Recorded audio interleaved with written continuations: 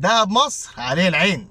شركات عالمية ومحلية كتير اليومين دول بيخططوا إن هم يستثمروا في التنقيب عن الدهب في مصر، بدعم من الحكومة المصرية طبعا لزيادة الاستثمار في قطاع التعدين عموما. وطبعا الكلام ده مدعوم بارتفاع في أسعار الدهب عالميا كملاذ آمن وسط كل القلق والحروب اللي بتحصل اليومين دول.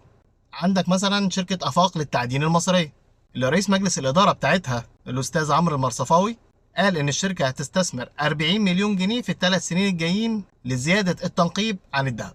10 مليون منهم لزيادة الاستثمار في التنقيب اليومين الجايين دول، ودول بينقبوا في غرب جبل علبة في حلايب وشلاتين. في شركة الهيثم للتعدين السعودية اللي قال الرئيس التنفيذي بتاعها الأستاذ خالد الجحدلي إن شركته بتدرس الاستحواذ على جزء من شركة أفاق اللي اتكلمنا عليها من شوية اللي هتستثمر في جبل علبة. شركة سانتامين الأسترالية كمان بيفكروا إن هم يستثمروا 100 مليون دولار في التعدين عن الدهب في مصر زي ما قال الرئيس التنفيذي بتاعهم مارتن هورجن.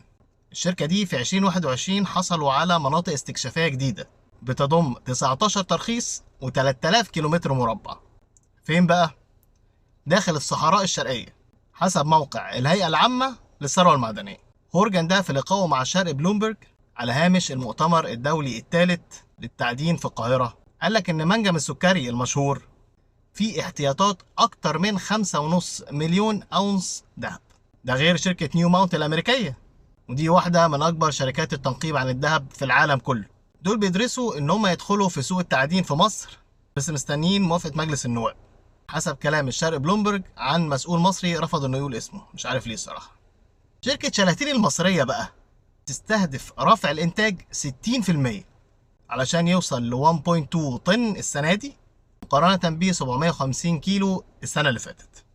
واضح كده إن في شهية مفتوحة للاستثمار في المعدن الأصفر في مصر، زيادة الإنتاج كمان. خد بالك بقى إن احتياجات الذهب في العالم اليومين دول بتزيد بشكل سريع وسط مراهنات في فشل الفيدرالي الأمريكي إن هو يقدر يسيطر على المشكلة المالية العظيمة اللي كلنا واقعين فيها من تضخم وسعر فايدة وقصة إياها، واحتماليات فوز ترامب اللي بتزيد كل يوم، تراكم ديون متلتلة على أمريكا، ده غير الحرب الروسية الأوكرانية واحتمالات حرب إسرائيل مع لبنان وبين قوسين كده إيران، وحرب هنا وحرب هناك وي وي وي وي. من الآخر كده اشتري دهب، ولو معاك دهب ما تبيعوش.